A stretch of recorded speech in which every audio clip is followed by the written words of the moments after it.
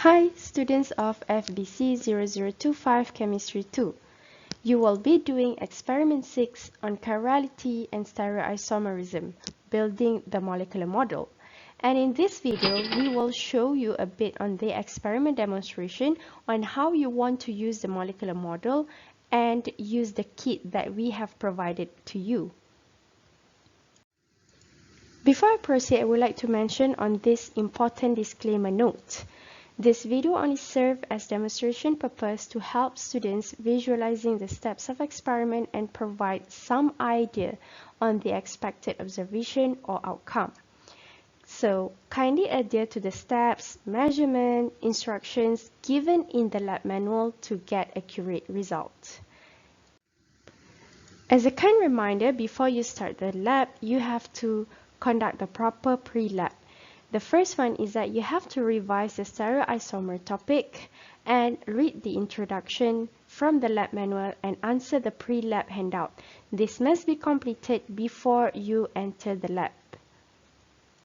There are three parts in this experiment, in which the first part is on the chirality, on determining whether the compound is chiral or achiral and identifying the stereogenic center.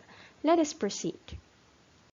So for this part, you will need the ball and stick model and the chirality kit, and this is how the chirality kit should look like. So this is the top view of your chirality kit with the line that indicate the mirror, and you should have the template to put your compounds on the left and right. So once you have created your compound using the ball and stick model, you are going to put it accordingly to the template. And when you have another one, you must make sure that they are mirror image to one another. Okay, I hope that is clear for you.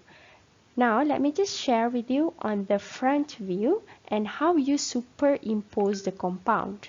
Okay, so when you have a mirror image like this, right, you are going to superimpose the compound. So like this, okay, you can just superimpose it on this chirality kit. Okay, and you need to turn this around, and this is how you superimpose it. Can you see that you are okay, let me just try it again. Okay, so when we have this, okay, we are going to put one of it, okay, on this side, and the other one you must turn it around, okay, so that they are aligned to one another.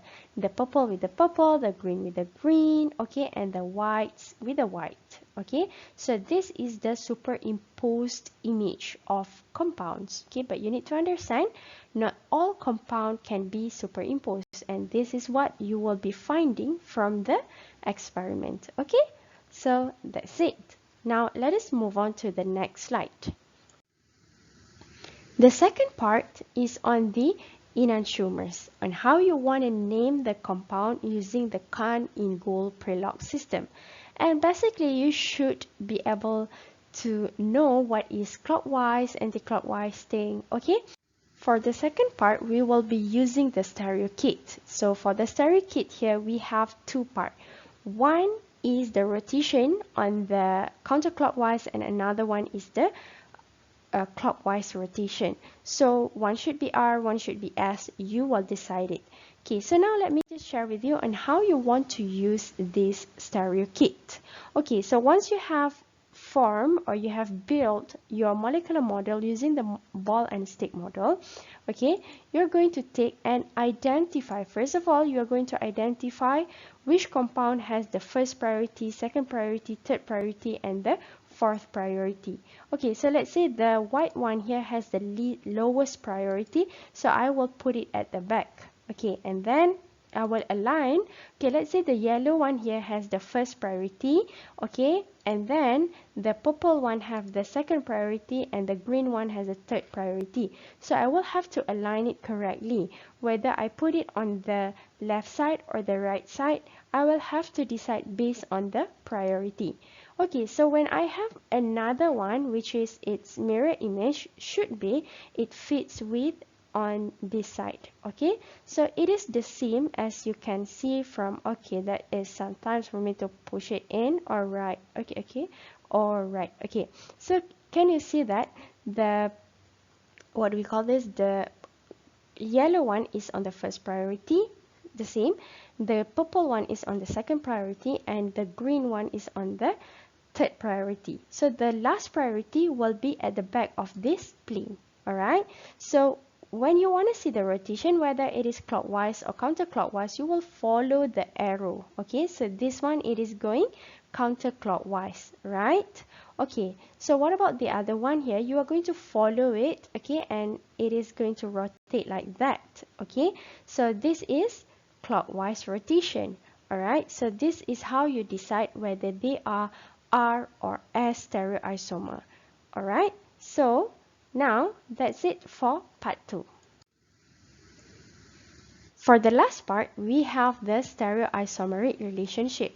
There can be quite a lot to do, okay, but you don't need to worry much, okay, you just need to follow the lab manual. So for the stereoisomeric relationship, we are looking at compounds with more than one stereogenic center. So it could be chiral, could be a chiral, right? Okay, so you are going to be provided with this kit. Okay, so this is the symmetry kit, and we will have this only one line like this. Okay, and this line is going to indicate like a line of symmetry or the plane of symmetry.